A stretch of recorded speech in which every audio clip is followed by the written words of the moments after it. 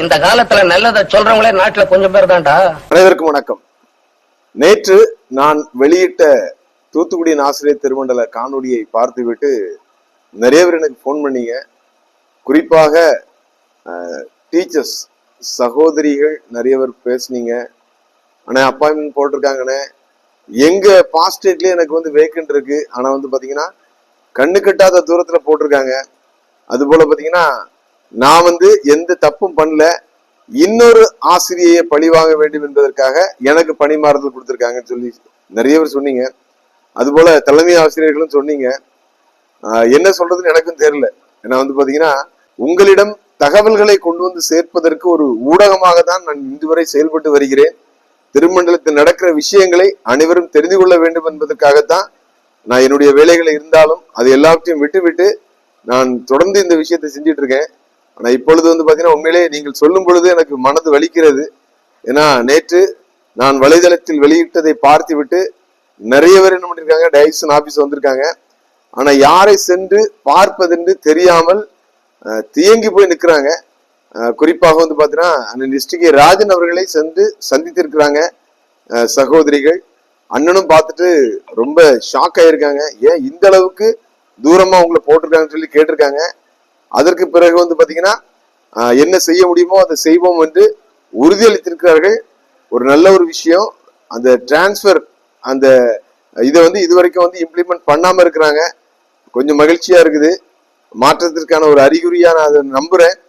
எனவே தயவு செய்து தற்போது நிர்வாகத்தில் இருக்கின்றவர்கள் அண்ணன் எஸ்.டி.கே. ராஜன் அவர்களை மகிழ்ச்சியாக வைக்க வேண்டும்.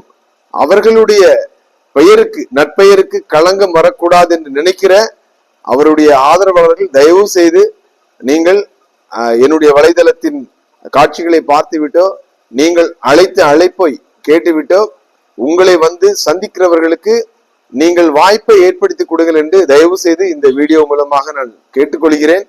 குறிப்பாக பாத்தீங்கன்னா நிறைய டீச்சர்ஸ் அப்பாயின்மெண்ட் போட்டிருக்கீங்க, நல்ல விஷயம். டிரான்ஸ்பரும் பாத்தீங்கன்னா போட்டிருக்கீங்க.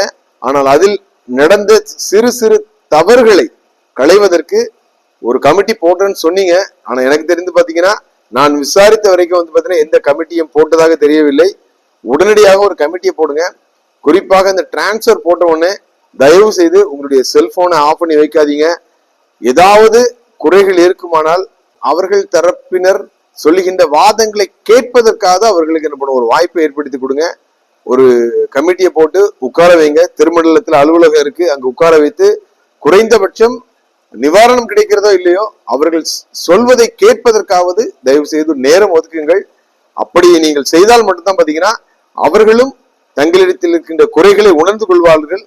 ஒருவேளை மறப்போம் மன்னிப்போம் என்ற தத்துவத்தின் அடிப்படையில் அவர்கள் தவறிழைத்திருந்தாலும் அவர்களை சார்ந்தவர்கள் தவறிழைத்திருந்தாலும் தயவு செய்து இந்த பழிவாங்கும் படலத்தை இத்தோடு விட்டு நமது திருமண்டலம் முன்னேற்ற பாதையில் செல்ல வேண்டும் என்றால் திறந்த மனதோடு ஒரு தாய் உள்ளத்தோடு, வேதாகமும் அப்படித்தான் சொல்லுகிறது, உன் சத்துரு பசியா இருந்தால் அவனுக்கு போஜனம் கொடு, அவன் தாகமா இருந்தா அவனுக்கு தண்ணீர் கொடு. அப்படி என்றால் அவனுடைய தலையில எரியிற அக்கினி தலையை குவிப்பாயின்னு சொல்லியிருக்கு. சோ அப்படி ஒரு நல்ல ஒரு தருணத்திற்காக தான் ஆண்டவர் உங்களை அதிகாரத்தில் வைத்திருக்கிறார்.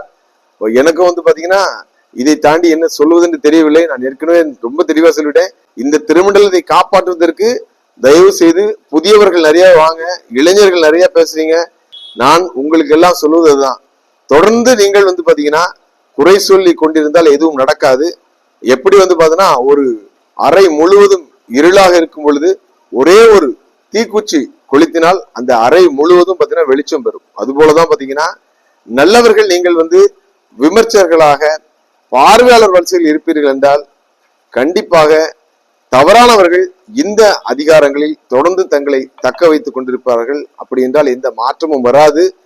எப்படி பாத்தீங்கன்னா கர்த்தராகிய இயேசு கிறிஸ்து பிதாவின் ஒரே குமாரனாக இருந்த போதும் இந்த மனுக்குலத்தை மீட்க பரலோகம் துறந்து ஒரு சாக்ரிஃபைஸ், அதற்கு பிறகு இந்த பூலோகத்திற்கு தீயவர்கள் என்று சொன்னாலும் அவர்களை கண்டித்து அவர்கள் செய்த தவறை உணர்த்தி அவர்கள் கொடுத்த தண்டனையும் பெற்றுக்கொண்டு இந்த மனித குலத்துக்கு மீட்பு பெற்று தந்தாரோ அதுபோலதான் அவருடைய சீஷர்களும் தங்களுக்குள்ள எல்லா சுகங்களையும் துறந்து அதை தொடர்ந்து மிஷினரிகளும் தங்களுடைய சுக வாழ்வுகள், தங்களுடைய எல்லா விதமான ஆடம்பரங்களையும் இழந்து துறந்து இந்த இந்தியாவுக்கு வந்து நமக்கு கல்வி தந்தார்கள், மருத்துவம் தந்தார்கள். இன்று நாம் நாகரிகமான மனிதர்களாக இருக்கிறோம் என்றால் அதற்கு காரணம் அவர்கள் செய்த தியாகம், சாக்ரிஃபைஸ்.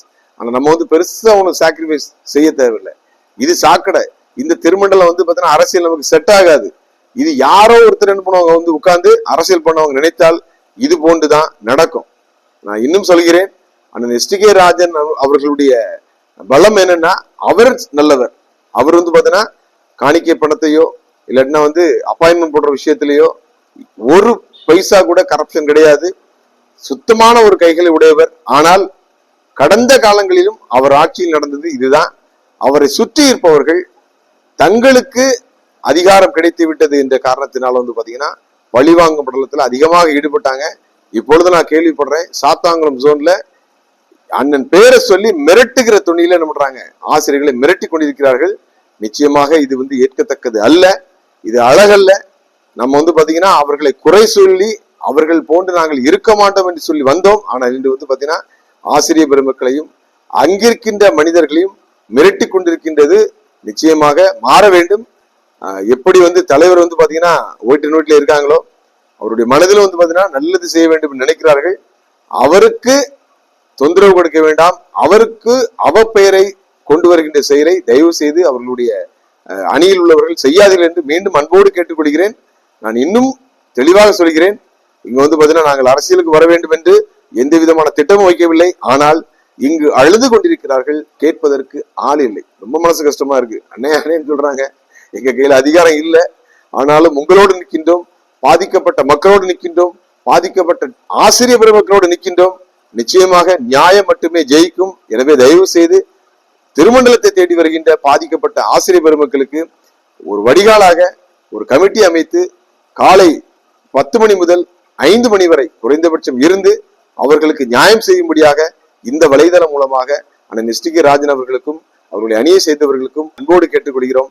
திருமண்டல மக்களுக்கும் நீங்கள் பார்த்து கொண்டிருக்கிறீர்கள், நீங்களும் ஜெபியுங்கள். நமது திருமண்டலம் முன்னேற்ற பாதையில் செல்ல வேண்டும் என்றால் பழிவாங்குகின்ற எண்ணம் முற்றிலுமாக ஆட்சியாளரை விட்டு அகல வேண்டும்.